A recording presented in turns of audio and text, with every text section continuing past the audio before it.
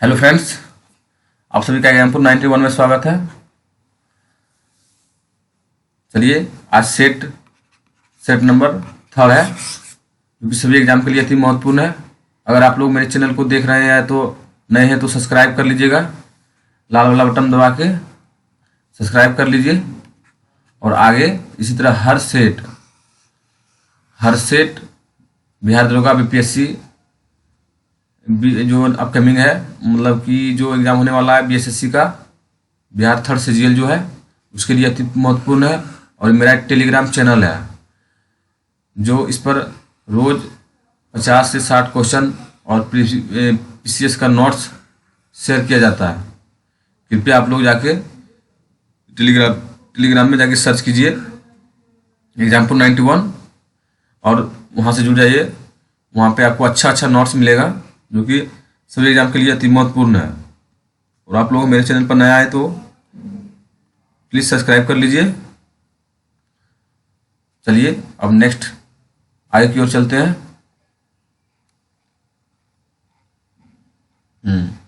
देखिए एग्जाम्पल 91 है for exam UP PCS BPSC Bihar दरोगा बिहार एसएससी जो सीजीएल है वो है, तो एसएसजीडी के लिए भी है जो अभी चल रही वैकेंसी भरा रही है। फिर बिहार पुलिस है, यूपीएसआई है, सीटेट भी है, सीटेट का चल रहा है क्लास। ऑल कॉम्पिटिटिव एग्जाम के लिए अति महत्वपूर्ण है। कृपया आप लोग जाके सब्सक्राइब कर लीजिए और बेल आइकन प्रेस कर लीजिएगा, जो कि मेरा वीडियो जब जाएगा तो आपको नोटिफिकेशन मिलते रहेगा। चलिए अब सेट सीरीज की ओर चलते हैं। साइंस का एग्जाम्पल 91 है, पार्ट नंबर 3 है। अब क्वेश्चन की ओर चलते हैं। चलिए क्वेश्चन फर्स्ट है, पहला नंबर है। क्या बोला है क्वेश्चन पढ़िए ध्यान से और आंसर वीडियो खत्म होने के लास्ट में कमेंट कीजिएगा आपका कितना स्कोर आया है। चलिए क्वेश्चन नंबर 1, कॉर्क सेल में मौजूद एक रसायन जो उनमें गैस और पानी में प्रवेश को रोकता है।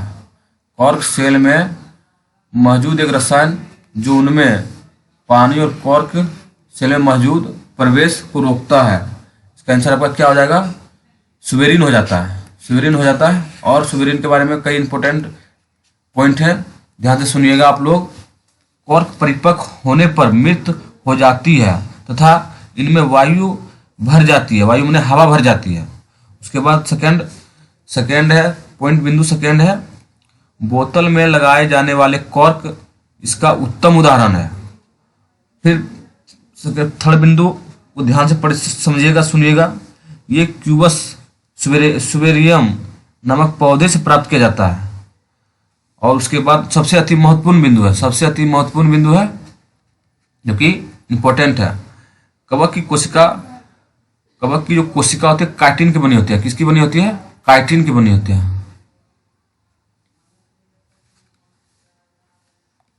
काइटिन की बनी होती है।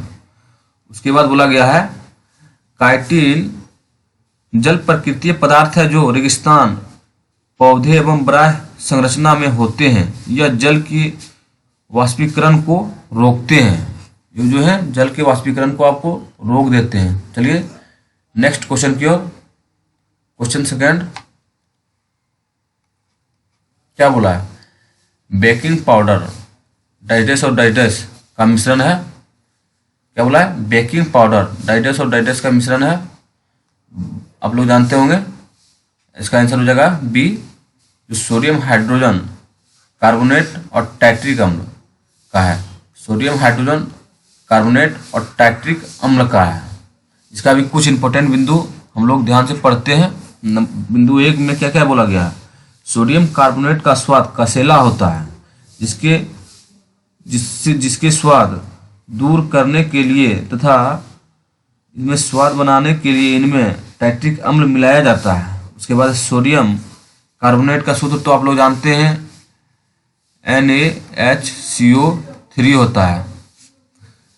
का प्रयोग बेकिंग पाउडर बनाने में किया जाता है। उसके बाद अग्निशामक यंत्र में भी किया जाता है। बेकिंग सोडा का प्रयोग पेट में अम्लता दूर करने में भी किया जाता है। बेकिंग जो पाउडर है उसका जो बेकिंग पाउडर का प्रयोग जो है पेट में जो अम्ल होता है उसको दूर करने के लिए भी किया जाता है। उसके बाद नेक्स्ट उदाहरण यानी कि नेक्स्ट बिंदु इंपॉर्टेंट है एग्जाम की दृष्टि से। टाइट्रिक अम्ल जो होता है इमली में पाया जाता है। उसके अलावा फिर एक बिंदु है सेब में मौलिक अम्ल पाया जाता है। सेब में जो मौलिक अम्ल पाया जाता है जो हम लोग खाते हैं सेब, उसके बारे में बोल रहे हैं। चलिए क्वेश्चन थर्ड की ओर। 3 नंबर क्वेश्चन में क्या बोला गया है, ध्यान से पढ़िएगा। कीटोन के साथ समाप्त होने वाली हाइड्रोकार्बन श्रृंखला के अंत में लाया जाने वाला प्रत्यय है। कीटोन के साथ समाप्त होने वाली हाइड्रोकार्बन श्रृंखला के अंत में लाए जाने वाले प्रत्यय कौन सा है, जानबे करते हैं आप लोग। ऑन हो जाएगा, इसका भी कुछ इंपॉर्टेंट बिंदु देख लेते हैं हम लोग। ध्यान से आप लोग पढ़िएगा और समझने का प्रयत्न कीजिएगा। जिस कार्बन यौगिक में जैसे कि इस तरह का चिन्ह होगा और C बराबर 0, इसका जो है ना फॉर्मूला है, ये पूछता है, सिंबल पूछता है। जो क्रियाशील मूलक उपस्थित रहता है उसे कीटोन कहते हैं। सेकेंड बिंदु में ध्यान से सुनिएगा।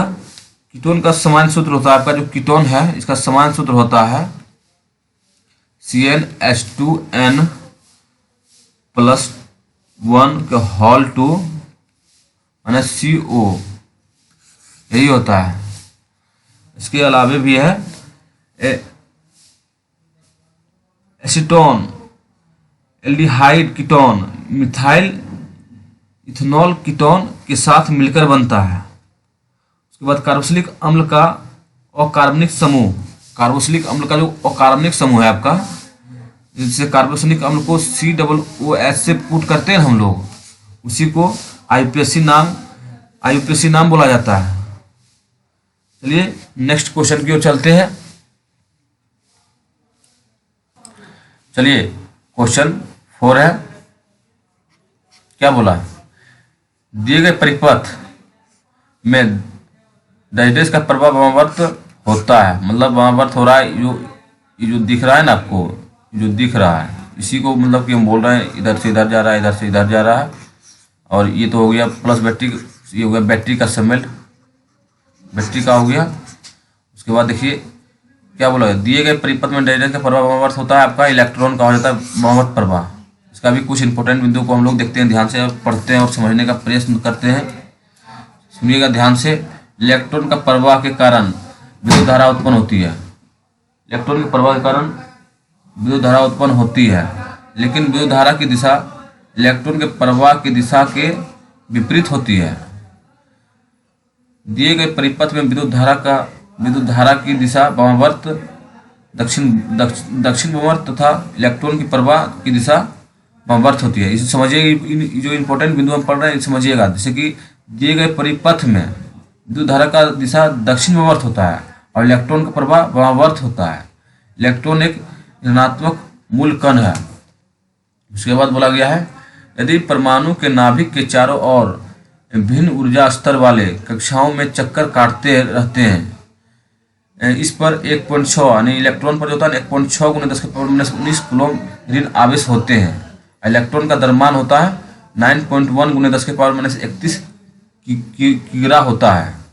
उसके बाद सबसे नेक्स्ट और अंतिम बिंदु, किसी चालक में विद्युत धारा के प्रवाह की दर विद्युत धारा कहते हैं। क्या बोला, किसी चालक में विद्युत धारा के प्रवाह की दर को विद्युत धारा कहते हैं। अब विद्युत धारा I बराबर क्या होता है सूत्र इसका, जैसे विद्युत धारा बराबर होता है ना, जब या I बराबर पूछ देता है, एग्जाम में पूछता है इस तरह का, तो आप मारिएगा Q/T मारिएगा, क्योंकि बाद में ये एम्पियर हो जाता है, एम्पियर हो जाता है। चलिए अब नेक्स्ट बिंदु की ओर चलते हैं। जितना पॉइंट बताएं ध्यान से सुनिएगा सिर्फ। चलिए क्वेश्चन 5वां नंबर है, परमाणु के भीतर न्यूट्रॉन द्वारा प्रोटॉन पर आरोपित बल को क्या कहते हैं। एक बार और पढ़िए, परमाणु द्वारा न्यूट्रॉन द्वारा प्रोटॉन पर आरोपित बल को हम लोग क्या कहते हैं, नाभिकीय बल कहते हैं। नेक्स्ट सेट में भी पढ़े थे, ये वाला सेम पढ़े थे। इसका भी कुछ इंपॉर्टेंट बिंदु को हम लोग ध्यान से डिस्कस करते हैं और समझने का प्रयत्न करते हैं। इसे बोला गया है मेसोन कण का आदान प्रदान के कारण नाभिक में न्यूट्रॉन एवं प्रोटॉन के बीच एक बल कार्य करता है जिसमें नाभिकीय बल होता है। यह प्रकृति में सबसे मजबूत बल है, जो कि नाभिकीय बल को बोलते हैं, बहुत मजबूत बल है। नाभिकीय बल 10⁻⁵ फॉर्मिक की दूरी पर न्यूक्लियनों के बीच तथा शक्तिशालियों एवं आकर्षित प्रकृति में होता है, लेकिन 0.7 फॉर्मिक से कम दूरी पर प्रतिक्रियाशील प्रकृति में होता है। चलिए नेक्स्ट बिंदु की ओर फिर, जो इम्पोर्टेंट है। नाभिकीय बल के संदर्भ में सर्वप्रथम जानकारी 1935 ईस्वी में जापानी वैज्ञानिक युकावा ने दिया था। उसके बाद फिर नेक्स्ट बिंदु की ओर चलते हैं। न्यूटन के अनुसार दो पिंड जिसका द्रव्यमान होता है के बीच एक आकर्षण बल कार्य करता है जो गुरुत्वाकर्षण के कारण होता है। समझने का प्रयत्न कीजिएगा और ध्यान से सुनिएगा। चलिए नेक्स्ट क्वेश्चन की ओर। क्वेश्चन 6 क्या बोला गया है, ध्यान से पढ़िए। पौधे में स्रावित होने वाली हार्मोन जिसके कारण उसका तना सूर्य की रोशनी को झुकाती है, सूर्य की रोशनी को झुकाता है, कहते हैं क्या कहते हैं? सूर्य की जो रोशनी है ना वो अपनी ओर टानता है। इसकी मतलब क्वेश्चन के मतलब, चलिए क्या बोला गया है, पौधे में स्रावित होने वाली हार्मोन जिसके कारण उसका तना सूर्य की रोशनी की ओर झुकता है, कहते हैं उसी को, इसको जो है ना ऑक्सिन कहते हैं। इसका भी कुछ इंपोर्टेंट बिंदु है, उसको हम लोग ध्यान से सुनेंगे और समझेंगे।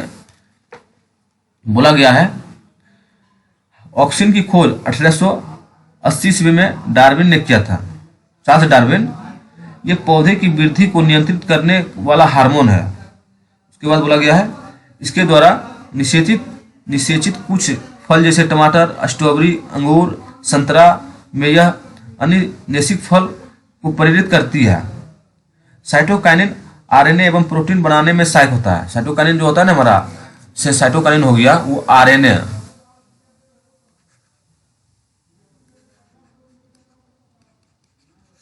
एवं प्रोटीन बनाने में सहायक होती है। उसके बाद जिबरेलिन हार्मोन बोने पौधे को लंबा करती है। जिबरेलिन जो हार्मोन होती है बोने पौधे को लंबा करती है। ये फूल बनाने में भी मदद करती है। ऑक्सिन जो होती है ये फूल बनाने में भी मदद करती है पौधे को। चलिए नेक्स्ट क्वेश्चन की ओर। 7 नंबर क्वेश्चन है, 7वां है, बहुत हल्का और इम्पोर्टेंट है, कंफ्यूजन करता है पैदा। क्या बोला है, कार्य करने की दर को डैश कहलाती है। कार्य करने की दर को क्या कहते हैं हम लोग जानते हैं, शक्ति कहते हैं। कार्य करने की दर, वही यहाँ पे बोल देता कार्य करने की ऊर्जा, तो क्या बोलते हैं, ऊर्जा बोलते हैं। तो क्या बोलते हैं हम लोग, क्षमता बोलता, कार्य करने की क्षमता बोलता, सॉरी क्षमता बोलता नहीं है, क्षमता बोलता, तो हम लोग मारते ही ऊर्जा। चलिए इसका भी कुछ इंपॉर्टेंट बिंदु को हम लोग ध्यान से पढ़ते हैं।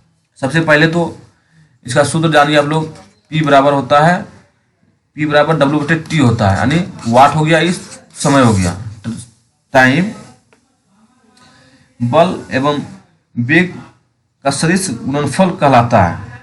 इसका ऐसा मात्रक वाट होता है, कार्य का ऐसा मात्रक वाट होता है।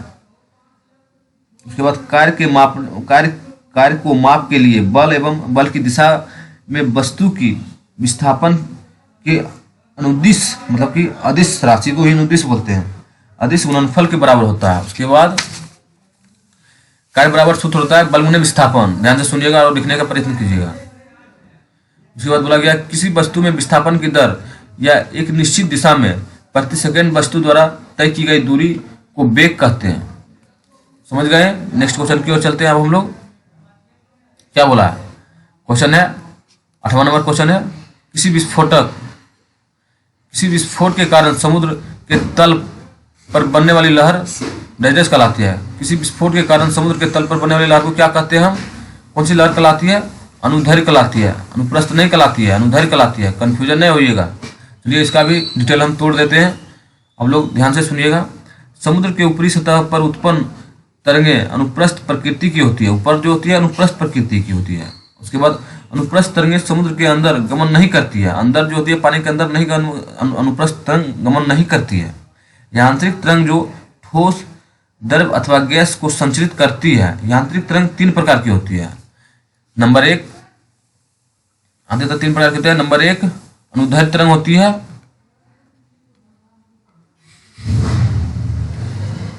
नंबर दो अनुप्रस्थ होती है।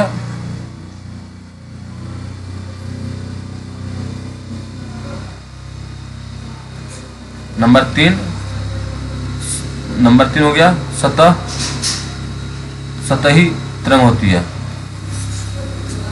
उसके बाद समझिएगा, जब तरंग गति की दिशा मध्यम के कण के कंपन के कारण संचरण समांतर होती है तो ऐसी अनुदिश कहा जाता है।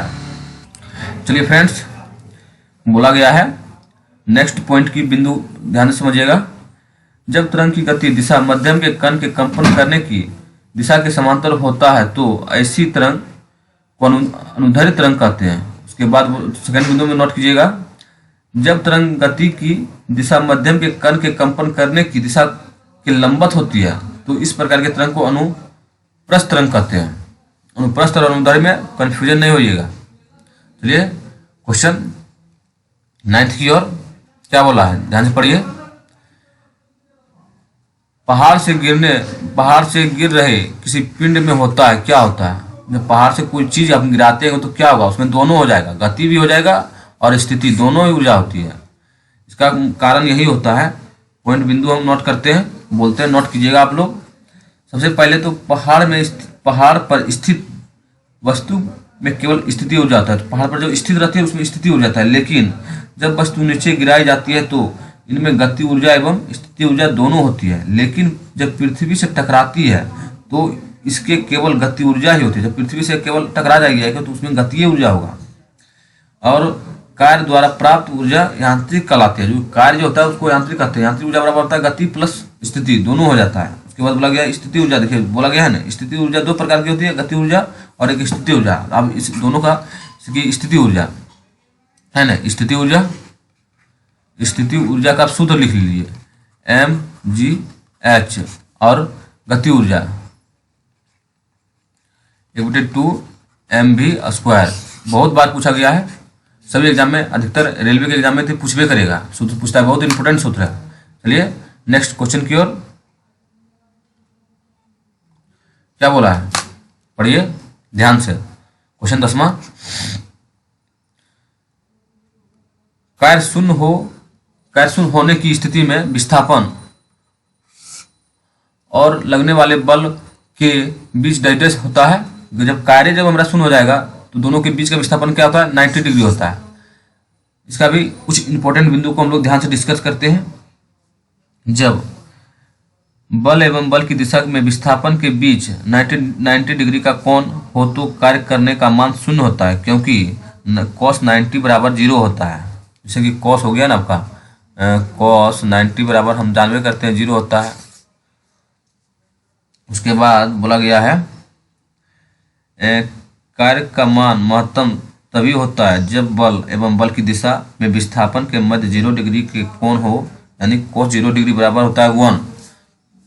बिंदु समझ गए होंगे। चलिए नेक्स्ट क्वेश्चन की ओर। नेक्स्ट है न्यूमेरिकल है, जो कि अति महत्वपूर्ण है। समझिएगा, ध्यान से समझिएगा और समझने का प्रयत्न कीजिएगा। ध्यान से देखिएगा, पहले तो देखिए ध्यान से, आराम से समझ जाइएगा। 70 kg का भार है ना, उठाने के लिए आपको 9800 जूल की ऊर्जा का प्रयोग करना पड़ता है। ऊर्जा का प्रयोग करना पड़ता है, किया गया। भार डाइडेस की ऊंचाई तक उठाएंगे। इसको तो आराम से बनाइए। जैसे W बराबर आपका क्या होगा, पहले भार हो जाएगा, जो कि W बराबर 9800 हो गया। उसके बाद M बराबर, यानी M हो गया द्रव्यमान, कितना है आपका 70 kg। उसके बाद G आपका तो जानबे करते हैं, G तो मानना पड़ता है 10 मीटर प्रति सेकेंड। अब इस सूत्र लग जाएगा यहाँ, वाट बराबर mgh, जो हम आप बताए थे, ये सूत्र पर बना दीजिए, आराम से बन जाएगा। हमको ऊंचाई निकालना है, ऊंचाई नहीं दिया है, h बराबर दे देंगे यहाँ पे 9800 बटे 70 गुने 10। समझ गए? नहीं समझ में आया हुआ तो कमेंट कीजिएगा। 14 आ जाएगा आंसर, 14 मीटर। समझ गए? नहीं समझे तो कमेंट कीजिए। चलिए नेक्स्ट क्वेश्चन की ओर चलते हैं दोस्तों। चलिए फ्रेंड्स, नेक्स्ट क्वेश्चन की ओर आइए। क्वेश्चन 12 नंबर क्या बोला है, ध्यान से पढ़िए। बोला गया आपका परमाणु क्रमांक 57 बोला तत्व संबंध रखता है, किसे संबंध रखता है आपका, ये तो आप मार दीजिएगा, तो आंसर मार दीजिएगा डी ब्लॉक से रखता है।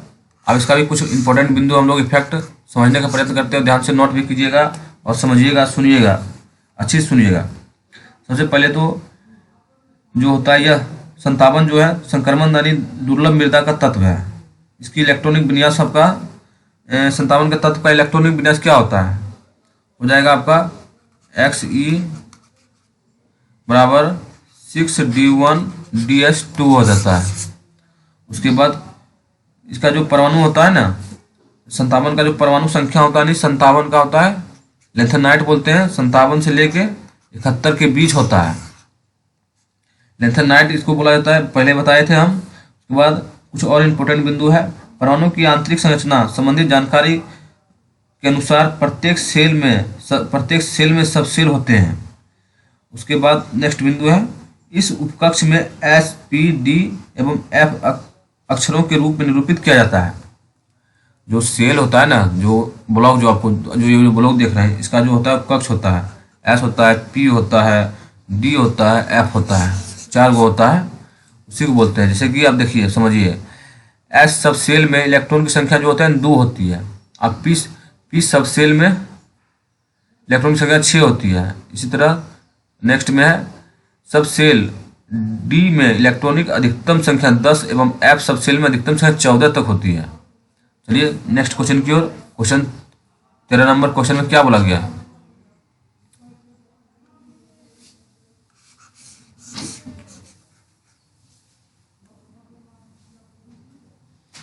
बोला गया है अधिक अंतरकोशिकीय प्रसार के लिए डाइजेस कोशिकाएं विरल रूप से संचरित होती है। सही बात है, होवे करती है।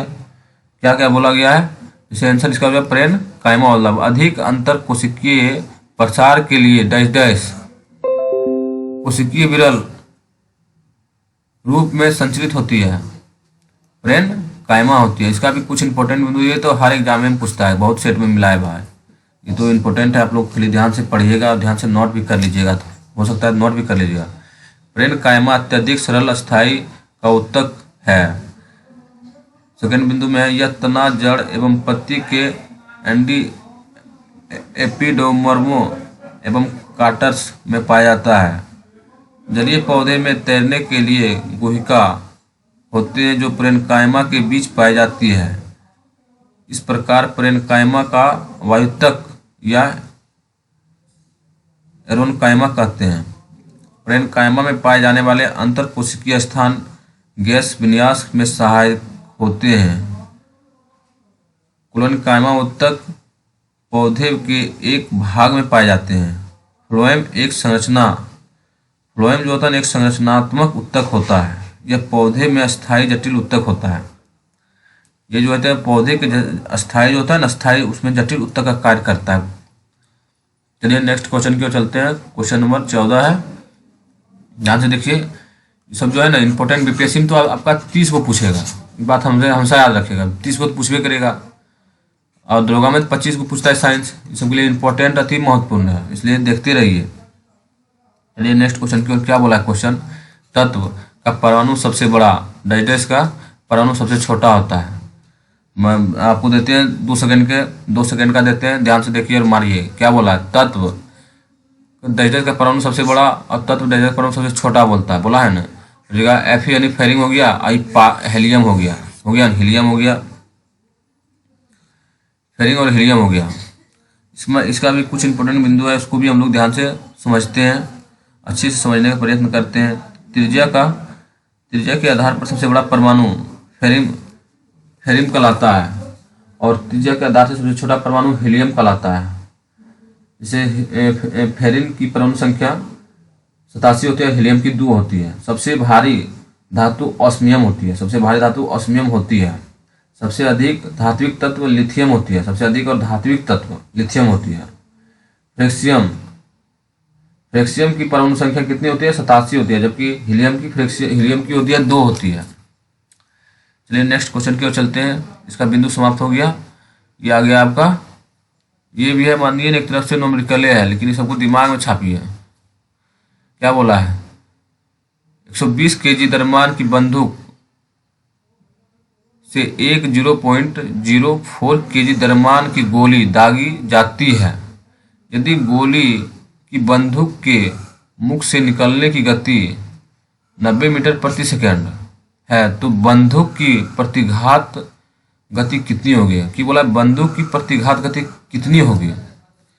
ये तो आप सबसे नहीं बनेगा, इसको हम डायरेक्ट बनाते हैं। देखिए आंसर बताते हैं आपको। पहले सबसे पहले इसका फार्मूला आप लोग को याद नहीं होगा, माइनस एम भी बट्टे एम दे दीजिएगा, बड़ी एम, उसके बाद निकाल लीजिए। जैसे बोला गया है ना 0.04 बोला गया गुने उसके बाद 90 बोला है ना, गति है भी है, वेग से चल रहा है, यानी 90 मीटर प्रति सेकंड की वेग से चलता है। उसके बाद क्या बोला 100 द्रव्यमान आपका क्या है? मीटर 120 है। काट दीजिएगा तो आराम से काट छाट के कितना आएगा? काट के देखिएगा आप लोग, काट के आ जाएगा 3 गुने 10 के पावर -2 मीटर हो जाएगा। इसका आंसर होगा 10 के पावर -2 मीटर हो जाएगा, यानी आंसर ए हो जाएगा। इसका राइट सवाल हो जाएगा। चलिए क्वेश्चन 16 नंबर क्या बोला है? आराम से बनेगा, आवर्त का सवाल है। किसी माध्यम में जब एक कण 2.5 सेकेंड से 40 कंपन पूरा करती है, 2.5 सेकेंड से 40 कंपन करती है, तो तरंग की आवृत्ति डैश होगी। ये तो बनाइए दीजिएगा। इसका तो पहले सबसे पहले फार्मूला अगर याद होगा तो बन जाएगा, नहीं होगा तो नहीं बनेगा। पहले आवृत्ति बराबर होता है दोलन की कुल संख्या बटे कुल लगाएगा इस समय होता है। तो हमारा कुल समय कितना है? 40 है, लिख दीजिए। उसके बाद कितना है? सेकेंड पूरा समय कितना लगा है? 0.5 सेकेंड लगा है। पॉइंट यहाँ दीजिए। काटने के बाद कितना आ जाएगा आपका? काटने के बाद 16 हो जाएगा, इसलिए 16 हटर हो जाएगा। आंसर आपका इस मुताबिक डी हो जाएगा सही। चलिए नेक्स्ट क्वेश्चन की ओर चलते हैं और इसका भी कुछ बिंदु को समझते हैं। क्या बोला है? सबसे पहले तो क्वेश्चन 17 को हम लोग देखते हैं, ध्यान से पढ़ने का प्रयत्न करते हैं। 25 ग्राम में सल्फ्यूरिक अम्ल में कितने मोल होते हैं?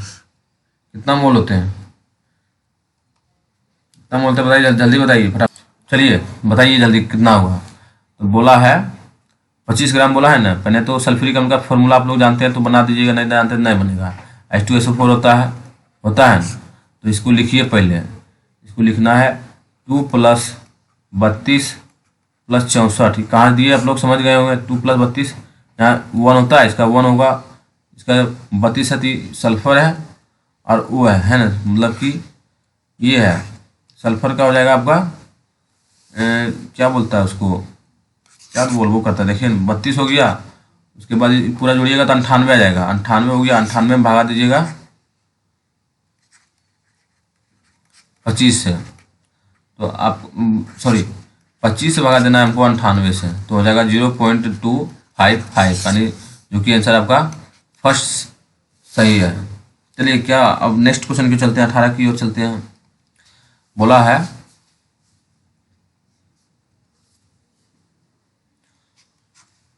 समूह टाइटस के निष्क्रिय गैस होते हैं, सब जानवे करते हैं। निष्क्रिय गैस सब मेरा 18वां समूह में आता है। इसका इम्पोर्टेंट बिंदु समझिएगा, समझिए, सुनाते हैं, पढ़िए, लिखने का प्रयास कीजिए। इसकी खोज जो है ना लेकियर, रेमजे एवं रेल द्वारा किया गया था। अक्रिय गैस हीलियम, नियोन, आर्गन, क्रिप्टॉन, जेडॉन और रेडॉन है। इसकी आवर्त संख्या के शून्य वर्ग में अक्रिय गैस पाई जाती है। रेडॉन का उपयोग रेडियोथेरेपी के रूप में कैंसर रोग के इलाज में किया जाता है। चलिए नेक्स्ट क्वेश्चन की ओर चलते हैं। क्वेश्चन है 19 नंबर। सर 19 नंबर क्या बोला है? एक सेल में विस्फोट के बाद कोई मतलब कई टुकड़े अलग अलग दिशाओं में उड़ जाते हैं। इस स्थिति में क्या संरक्षित रहता है? इसमें संवेग संरक्षित रहता है। आपका जो है ना संवेग जो होता है वो संरक्षित, सब चीज़ उड़ जाएगा, लेकिन समय आपका संरक्षित तो संरक्षित ही रहेगा। तो समय का फॉर्मूले बताइए। समय है, इसका फॉर्मूला हो जाएगा P बराबर एम बी पी बराबर एम बी, मैंने द्रव्यमान हो गया, ये वेग हो गया, समय का फॉर्मूला होता है। चलिए नेक्स्ट क्वेश्चन की ओर। क्वेश्चन 20 नंबर का है, पढ़िए ध्यान से। किसी वस्तु का चंद्रमा पर भार डैश डैश होने इसकी पृथ्वी पर भार क्या होगी। तो चंद्रमा पर जो होगा पृथ्वी पर भी होगा। जैसे समझिए 1/6 होता है ना, ये तो जानवे करते हैं, किसी वस्तु का चंद्रमा पर भार होता है 1/6 होता है। तो जो चंद्रमा पर होगा वही आपका पृथ्वी पर भी न होगा, इसलिए आंसर सी सही है। अब बोला है 21 नंबर क्वेश्चन, 556 गोल हरे एवं सुकड़े पीले बीज में हाइब्रिड क्रॉस में डैश बीज गोल एवं पीले होंगे, 315 बीज गोल एवं पीले होते हैं। चलिए नेक्स्ट क्वेश्चन की ओर चलते हैं। नर जनन कोशिकाओं का उत्पादन डैश में होता है। नर जनन कोशिकाओं का उत्पादन डैश में होता है, आपका विल्सन में होता है। इसका सही सवाल विल्सन हो जाएगा। चलिए नेक्स्ट क्वेश्चन की ओर। क्वेश्चन 23 है, क्या बोला गया, ऑक्सीजन के सापेक्ष क्लोरीन की संयोजकता कितनी होती है। ऑक्सीजन के सापेक्ष क्लोरीन की संयोजकता आपको कितनी हो जाती है, आपकी 7 हो जाती है। और ऑक्सीजन के सापेक्ष, इसका भी कुछ इंपॉर्टेंट बिंदु समझिए, बताते हैं, नोट कीजिए। संयोजकता शब्द की उत्पत्ति भाषा का शब्द से हुई थी, जिसका अर्थ है क्षमता। किसी तत्व की संयोजकता उसके परमाणु के बाह्यतम कक्ष में उपस्थित इलेक्ट्रॉन की संख्या पर निर्भर करती है। जितना वह त्याग एवं ग्रहण कर अष्टक प्राप्त करता है उतना होता है। ऑक्सीजन में द्वि संयोजकता बंधन होती है। जैसे ऑक्सीजन में द्वि संयोजकता बंधन इसलिए होती है, जैसे कि मानिए ये ऑक्सीजन है ना, तो यही बिंदु को बोलते हैं संयोजकता बंधन बोला जाता है। उसके बाद बोला गया है कि क्लोरीन की संयोजकता 1 है, उसको क्लोरीन के परमाणु पर इलेक्ट्रॉन ग्रहण करने की अक्रिय गैस आर्गन जैसी इलेक्ट्रॉन व्यवस्था होती है। सही बात बोला गया। चलिए नेक्स्ट 24 नंबर की ओर चलिए, और इस सेट का अंतिम प्रश्न है दोस्तों, क्या बोला है, नीचे दिए गए किसी परमाणु संख्या वाले तत्व के रासायनिक गुण मैग्नीशियम के समान होता है। नीचे दिए गए किसी परमाणु संख्या वाले तत्व के रासायनिक गुण मैग्नीशियम के समान होता है। किसके समान होता है, तो मैग्नीशियम के समान होता है। तो इसका सही जवाब तो आप जानते करते हैं, मैग्नीशियम समान होगा। आपका चौथा जो है गुण वो मैग्नीशियम के समान होता है, मैग्नीशियम समान होता है। मैग्नीशियम जो है आपका कौन सा ब्लॉक में आता है, आपका एस ब्लॉक में आता है, आपका एस ब्लॉक में मैग्नीशियम आता है। चलिए